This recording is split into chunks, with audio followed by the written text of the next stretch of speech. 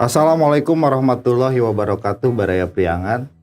Pemilihan legislatif, pemilihan presiden, dan pemilihan kepala daerah serentak akan dilaksanakan pada tahun 2024. Pileg dan Pilpres tepatnya akan dilaksanakan pada tanggal 14 Februari 2024. Sementara Pilkada serentak akan dilaksanakan pada tanggal 27 November tahun 2024. KPU sudah meluncing tahapan pemilu 2024 itu pada tanggal 14 Juni kemarin.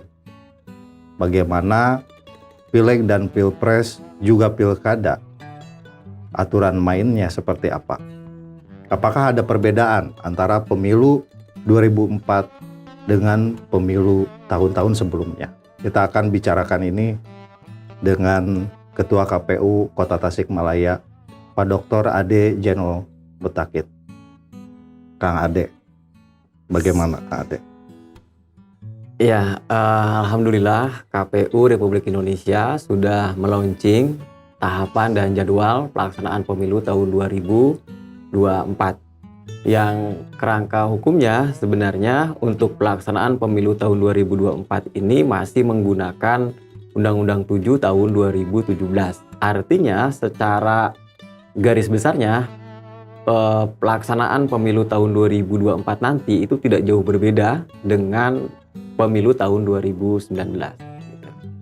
Yang secara prinsip yang membedakan dari aturan KPU-nya sendiri ada nggak? Kalau dilihat dari tahapan-tahapan ya yang telah ditetapkan oleh KPU atau yang ada dalam undang-undang, kalau dilihat dari jadwal kemarin yang telah dikeluarkan oleh KPU Republik Indonesia, yang signifikan perbedaannya itu adalah di masa kampanye. Kalau sebelumnya di tahun 2019 kampanye itu waktunya 6 bulan, 6 bulan 3 minggu ya masa kampanye. Jadi cukup panjang. Nah, sementara di pemilu tahun 2024 ini alokasi waktu untuk kampanye ini ada 75 hari, artinya 2 bulan setengah begitu. Oke, kalau misalkan Pileg sendiri nih, kita bahas dulu Pileg ya. Oke. Pileg itu tahapannya dimulai kapan? Tahapan Pileg ini dimulai dari sejak kemarin begitu. Ya. Cuma memang tahapan-tahapan itu ada yang dilakukan memang di tingkat KPU RI, di tingkat KPU provinsi, dan dilaksanakan di tingkat kota kabupaten. Nah, hari ini di bulan Juni Juli ini tahapan yang pertama itu adalah sedang penyusunan regulasi-regulasi. Itu dilakukan oleh KPU Republik Indonesia. Nah, adapun nanti di tingkat kota kabupaten dimulai itu yakni tahapan verifikasi partai politik. Itu nanti waktunya di bulan Juli begitu. Jadi bulan Juli besok, bulan Juli itu KPU sudah mulai verifikasi partai politik. Betul, pendaftaran di tingkat pusat. Nah, sementara nanti di tingkat kota kabupaten dilakukan verifikasi, baik itu verifikasi kepengurusan, juga verifikasi keanggotaan, baik itu administrasi ataupun faktual. Oh, jadi KPU di bulan Juli besok melakukan verifikasi sudah mulai faktual melakukan verifikasi terhadap partai-partai kepada yang partai ada. politik. Kalau boleh tahu, ada berapa partai diidentifikasi oleh KPU sekarang? Di kota. Untuk 2024 ini nanti kan partai politik semuanya harus melakukan daftar ulang lagi atau melakukan pendaftaran lagi. Itu dimulai nanti sekitar bulan Juli dan Agustus begitu. Nah, jadi baik itu partai lama yang telah mendapatkan kursi di DPR RI ataupun yang tidak mendapatkan kursi ataupun partai baru itu wajib mendaftar lagi. Nah, sampai hari ini memang belum ada yang pendaftaran karena jadwalnya belum. Nah, sementara dalam SK Menkumham kalau tidak salah itu partai yang berhak untuk melakukan pendaftaran itu ada 75 partai, Pak Muhajir. Oh, sekarang tuh ada 75 partai yang sudah berhak ya, iya, yang berhak mendaftar ya. Oh, banyak sekali ya. Ya. Politik. Kalau di Tasik ada 75 enggak? Kalau itu kan nanti di tingkat pusat. Nah, kalau di Tasik itu kan nanti tergantung bagaimana lolos atau tidaknya di tingkat pusat begitu. Oke, dan nanti dari pusat itu masuk ke daerah. Begitu. Saya dengar di partai politik sekarang agak ketat, terutama soal keanggotaan minimal ya. Ya, kalau syarat keanggotaan minimal itu masih sama dengan pemilu tahun 2019. Jadi partai politik harus memiliki anggotaan sedikit-dikitnya berapa? Sedikit-dikitnya di tingkat kota kabupaten itu 1.000 atau 1/1000 kali jumlah penduduk begitu. 1.000 orang. 1.000 orang. Atau 1/1000. Oh, jadi kalau daerahnya penduduknya kecil, 1/1000 gitu ya. Iya. Jadi dari 1.000 orang tuh 1 orang anggota partai gitu. Iya, betul. Oke. Kalau bedanya dengan tahun kemarin, ada nggak dari sistem misalkan sekarang mungkin sudah ada verifikasi, sudah ada masukin data secara online atau bagaimana? Iya, paling yang perbedaan signifikan pemilu 2019 dengan 2024 dalam hal verifikasi itu adalah kalau 2019 semua partai politik itu dilakukan verifikasi, baik itu verifikasi secara administratif ataupun faktual, baik itu partai yang baru, partai yang lolos parlemen threshold ataupun yang tidak lolos parlemen threshold, semuanya dilakukan verifikasi faktual ataupun verifikasi administrasi. Nah, untuk 2024 itu ada putusan MK nomor 55 tahun 2020 Pak Muhadjir yang menyatakan bahwa partai politik yang mendapatkan kursi ataupun yang lolos parlemen threshold, artinya mendapatkan kursi di DPR RI, itu hanya dilakukan verifikasi administrasi saja. Tidak faktual. Tidak ada verifikasi jadi faktual. Nanti KPU kota akan melakukan verifikasi faktual bagi partai yang baru, tidak memiliki kursi atau partai yang tidak lolos parlemen threshold begitu. Oke. Jadi partai lama yang tidak lolos parlemen threshold itu verifikasi faktual. Oke. Mungkin nggak gini, misalkan aku partai A, yang lain misalkan ada teman aku pegang partai B, partai C, itu demi pendaftaran sekarang masuk sistem apa namanya? Sipol, sistem informasi partai politik. Oke, Sipol double misalkan. Nicknya. Asal KTP didaftarin aja jadi anggota partai, dikasih kartu anggota. Mungkin nggak? Itu nanti kita ada salah satu fungsi Sipol itu untuk seperti itu Pak Muhadjir, yaitu untuk melakukan deteksi kegandaan. Jadi kalau nanti maunya seseorang itu didaftarkan atau mendaftar di 2 parpol atau lebih begitu, maka nanti sistem tersebut akan mendeteksi yang bersangkutan nanti ada kegandaan. Nah, bagaimana kemudian eksekusinya? Yang bersangkutan itu di partai A atau di partai B, maka itu fungsinya verifikasi administrasi itu dan juga verifikasi faktual. Kalau verifikasi faktual nanti langsung ke lapangan kita tanya. Jadi secara administratif sebenarnya partai-partai baru itu anggotanya sudah terverifikasi otomatis di dalam Sipol itu. Betul begitu. Ganda orang gitu kan, mungkin 1 orang terdaftar di berbagai macam partai, kan mungkin itu terjadi. Atau mungkin yang bersangkutannya tidak merasa sebagai anggota parpol, kemudian ada yang memasukkan, itu bisa jadi. Tulis tonggong lah. Bisa jadi gitu. ada. Bisa jadi banyak tulis tonggong. Bisa jadi. Nah, dalam konteks ini apa namanya? Serius nggak sih KPU untuk verifikasi itu? Pertama, KPU kemarin kita sudah melakukan sosialisasi. Serius tuh gini maksudnya, ada besar kemungkinan KPU memutuskan bahwa ini tidak lolos verifikasi. Karena misalkan orang-orangnya kebanyakan tulis tonggong, mungkin nggak? Kita akan melakukan tadi, ada verifikasi faktual ke lapangan. Nanti verifikasi ke faktual di lapangan itu nanti ditanya langsung yang bersangkutan, apakah yang bersangkutan memang 1.000 orangnya atau ada sampel, Pak. Ada sampel sekitar 5-10%-an lah. Nanti ke KPU gini-gini gitu ya? Nggak bisa, karena KPU juga ketika melakukan verifikasi itu juga dibarengi dari Panwas, Pak. Dari Panwas dan kemudian juga biasanya ada dari teman-teman pemantau juga ikut melakukan verifikasi itu. Jadi ketua partai yang baru nih harus bareng-bareng ya? Iya, gitu. Betul. Harus bareng-bareng Panwas. Jadi jangan bohong-bohongan gitu, tulis tonggong, daftarin orang masuk ke partainya supaya lolos. Betul. Ini memang kita sudah wanti-wantikan Pak Muhadjir. Karena apa? Karena memang kan ada teman-teman warga lah, warga yang memang salah satu syarat umumnya dalam pekerjaan dan yang lain-lainnya ini tidak terdaftar sebagai anggota partai politik. Nah, ini kan bisa kasihan begitu kan, kalau ternyata kemudian yang bersangkutan terdetek sebagai anggota partai politik, padahal yang bersangkutan bukan anggota partai politik. Begitu. Dari 1.000 itu sampel berapa? sampel antara 5-10% lah nanti ada. 10% berarti sekitar 100 orangan. Iya. Andai 10 orang tulis tonggong gimana? Nanti Diberikan waktu untuk ada masih diberikan Oh, waktu masih nanti kira- untuk memberikan. Oh, berarti longgar juga ya, nggak Iya, terlalu ketat begitu, gitu. betul, Ya, betul, kasihan betul. kan, maksudnya mereka yang bikin partai ini kan pengen ikut Betul, dalam betul. pesta demokrasi Iya. gitu. Ada masa perbaikan lah, ada masa perbaikan untuk melengkapi itu. Ada masa perbaikan. Iya. Oke. Baik. Sekarang soal caleg. Ya. Gimana? Ada aturan baru nggak di pemilu besok? Untuk caleg juga sama, masih aturan-aturan yang lama begitu. Jadi untuk caleg Proporsi itu perempuan masih 30%. masih 30%. Wajib. Kemudian juga partai politik berhak mengajukan calon itu sejumlah Kursi. kursi. Oke, sejumlah Iya, kursi sejumlah kursi di Kota Tasikmalaya sesuai dengan alokasi kursi tiap dapil begitu. Jadi tidak ada perubahan ya. Tidak Jadi ada perubahan. Baraya Priangan yang mau daftar jadi caleg Iya, tidak ada perubahan. tidak ada perubahan. Ya, yang jelas KTP, akte kelahiran, Iya, ijazah, kayak gitu. gitu ya, surat kelakuan Surat baik, kelakuan baik, surat keterangan keterangan sehat, jasmani, jasmani dan rohani, begitu. Oke. Baik.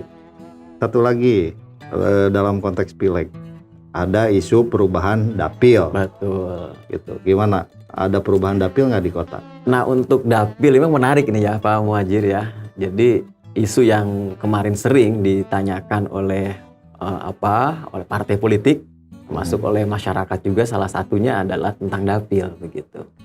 Nah tentang dapil sendiri untuk Kota Tasikmalaya atau kota kabupaten ketentuannya itu ditetapkannya itu oleh KPU RI. Oleh Oke. KPU RI. Diusulkan Tapi oleh diusulkan KPU Kota oleh kepada- KPU Kota begitu. Oke. Nah, ketika KPU Kota mengusulkan itu, tentunya ada tahapan-tahapan yang harus dilalui. Di antaranya adalah nanti konsep dapil tersebut harus diumumkan kepada masyarakat untuk mendapatkan masukan dan tanggapan. Kemudian juga nanti ada tahapan uji publik. Artinya KPU harus mengadakan semacam kegiatan semacam bukan seminar lah, ya uji publik gitu kan, yang mengundang partai politik, kemudian juga stakeholder yang lain, pemerintah, akademisi, media, dan yang lain-lain lah begitu untuk mendapatkan masukan-masukan. Apakah Soal nanti dapil ini ya. iya tentang Jadi dapil semua ini. orang di ini kita pendapat. partisipatif lah begitu. Oke. Kemungkinan berubah apa enggak? Pertama begini Pak Muhajir, dalam penyusunan atau istilahnya itu penataan dapil ya. Penataan dapil itu basisnya adalah penduduk. Jumlah penduduk. Jumlah penduduk. Oke. Nah, untuk Kota Tasikmalaya secara keseluruhan penduduknya itu masih dalam rentang 500.000 sampai 800.000. Oke. Artinya dalam ketentuan itu alokasi kursi untuk Kota Tasikmalaya ada 45 kursi yang tersebar di masing-masing kecamatan atau dapil tersebut begitu. Oke. Satu dapil itu rentangnya 3 sampai 12. Nah, yang 4 dapil ini kalau menggunakan jumlah penduduk yang sekarang ini itu belum ada yang melebihi 12 gitu. Artinya secara ketentuan memang tidak wajib. Jadi tidak wajib. Tidak wajib itu dirubah. Tetapi tadi ada ruang masyarakat gitu kan, aspirasi dari partai politik dan stakeholder yang lainnya Terutama partai politik ya. Karena Iya. berkepentingan. Betul sekali. Karena mungkin ya partai politik yang kemarin dirugikan dengan sistem dapil kemarin, dia bakal ngusulkan untuk merubah dapil Betul supaya sekali. menguntungkan dirinya. Betul sekali seperti Gitu. itu. Saya pikir itu wajar. Iya, yang penting tidak boleh melanggar prinsip-prinsip lah. Ya, prinsip-prinsipnya itu artinya tadi tidak boleh lebih dari 12. Kemudian juga harus dapil itu daerahnya berbatasan begitu. Kemudian juga antara satu dapil dengan dapil yang lain kursinya tidak boleh jomplang begitu. Tidak boleh jauh ya. Betul. Kalau misalkan per dapil berapa? 6 7 ya? Per dapil itu kemarin kita 12 12 12 9 begitu. Ya. Nah, kalau kemudian kita kemarin simulasi untuk 5 dapil juga nggak terlalu jauh, yaitu ada yang kursinya 7, ada yang 8, ada yang 9, ada yang 10, ada yang 11 begitu. Jadi selisihnya satu-satu sebenarnya. Saya pikir kalau sekarang dapilnya 4 ya. Iya, Dipecah 5 malah proporsinya lebih merata bisa jadi seperti itu. gitu. Ada tapi nggak ada obrolan dengan partai politik sekarang untuk soal dapil. Nah, kalau kemarin kita roadshow ke partai politik, memang partai politik dinamikanya sangat luar biasa begitu. Bagian teman-teman partai politik ada yang mengusulkan, ya walaupun belum masa tahapan Pak Muhadjir ya, walaupun belum masa Partai tahapan. mana yang ngusulin rubah dapil? Hampir semuanya lah begitu. Hampir semua minta ada dapil yang 4 dapil berubah. ataupun yang 5 dapil. Tetapi itu pun tidak bulat sepertinya di partai politik juga begitu. masih penyok gitu ya. Iya, ada sebagian mengusulkan 4, ada yang sebagian mengusulkan 5 dapil begitu. Oke. Ada bisa disebut nggak yang ngusulin 4 dapil? Nanti tetap? aja lah Pak Muhadjir. Oke. Nanti pas tahapan lah. KPU ya, KPU tuh hati-hati tuh ngomong partai politik. Oke, itu untuk urusan dapil ya. Lalu berikutnya ada isu yang berkembang kalau misalkan ikut pileg itu nggak bisa daftar ikut pilkada. Jadi calon wali kota misalkan. Oh enggak juga Pak. Enggak. Jadi begini, pemilu itu nanti pas hari hanya ini kan tanggal 14 Februari itu ya, 2024. Jadi penetapan itu sekitar bulan Februari, Maret, April, antara Mei lah ya. Antara April Mei itu penetapan calon terpilih anggota DPRD. Nah, sementara untuk pencalonan kepala daerah atau wali kota itu di sekitar bulan Agustusan. Begitu ya. Nah, artinya kan saya sudah terpilih sebagai anggota calon terpilih lah ya. Calon terpilih anggota dewan, sementara nanti pencalonan di sana. Nah, bagaimana ini? Sementara yang bersangkutan belum dilantik. Kalau tidak salah di kota. Kalau terpilih gitu ya. Kalau tidak terpilih mah nggak jadi masalah. Misalkan saya calon dari partai ikut pileg. Iya. Terus saya terpilih. Iya. Gitu. Penetapan bulan Mei. Sementara daftar Pilkada itu sekitar bulan Agustusan. Agustus. Pencalonan gitu. itu. Tapi pelantikan saya bulan Oktober kalau tidak salah. Jadi sebelum dilantik saya harus mundur dari pelantikan itu. Nah, memang ketentuannya itu untuk calon kepala daerah adalah bagi anggota dewan, ya, anggota DPRD yang yang mencalonkan sebagai kepala daerah ketika nanti ditetapkan sebagai calon kepala daerah, calon kepala daerah ya, cawalkot ataupun cawalkot, maka yang bersangkutan harus mengundurkan sebagai anggota dewan. Nah, ini kan belum nih. Ya kan nggak usah mengundurkan sebagai anggota dewan, orang belum dilantik, baru ditetapkan. Betul, tapi nanti ketika dia sudah jadi calon kepala daerah, yang bersangkutan nanti mau dilantik sebagai anggota dewan, nggak boleh begitu kan? Ya tinggal bikin surat aja kan. Surat pernyataan pengunduran diri nanti begitu. Iya, tetap kan mekanismenya di KPU. Ada nanti di KPU, setelah pelantikan tentunya. Memang ini ada kasus baru seperti itu ya, gitu. Jadi bukan berarti siapa yang nyalek itu tidak bisa nyalon wali kota. Bukan berarti itu. Begitu. Hanya saja ketika dia mencalonkan jadi wali kota, posisi dia harus mundur dari jabatan DPRD. Ini belum ada pelantikan. Jadi kalau mau nyalon saja. Nanti urusan administrasi DPRD mah kalau mau dilantik. Oke, itu kan keputusan partai politik juga. Betul. Siapa yang akan dilantik kan? Iya. Dari KPU usulannya kan melalui wali kota, gubernur dan Mendagri. Betul seperti itu. Oke, jadi Baraya Priangan yang mau nyalonin jadi wali kota, sementara pengen ikut dulu pileg ya silahkan. Pileg dulu. Oke, Kang Ade, menarik sekali perbincangan mengenai bagaimana pemilu ke depan. Baraya Priangan, tidak ada perbedaan yang signifikan antara pemilu 2024 dengan pemilu-pemilu sebelumnya. Hanya saja tadi catatan bahwa ada satu keketatan dalam verifikasi data faktual untuk anggota partai politik yang menjadi peserta pemilu di 2024 karena sekarang menggunakan sistem informasi politik atau SIPO. Lalu yang berikutnya soal pileg juga tidak banyak perbedaan dengan pileg-pileg sebelumnya. Lalu soal isu yang berkembang soal perubahan dapil, Pak Ketua KPU ini menjelaskan bahwa sampai hari ini masih memungkinkan terjadinya perubahan daerah pemilihan, dan itu akan sangat ditentukan oleh aspirasi dari partai politik. Dan hari ini di Kota Tasikmalaya partai politik masih belum bulat suaranya. Masih ada yang menghendaki 4 dapil dan ada yang mengusulkan 5 dapil.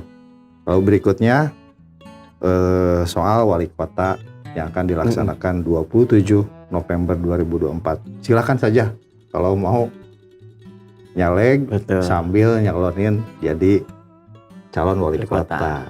Hanya saja itu mungkin pas pelantikan dia posisinya sudah mundur. Betul. Terima kasih Pak Ketua KPU, pembicaraan yang sangat menarik. Kita hanya membahas hal-hal poin yang intinya saja. Mulai Priangan, sekian pembicaraan kita tentang pemilu 2024. Mudah-mudahan pemilu ke depan menghasilkan para pemimpin pilihan terbaik bagi masyarakat Kota Tasikmalaya. Assalamualaikum warahmatullahi wabarakatuh.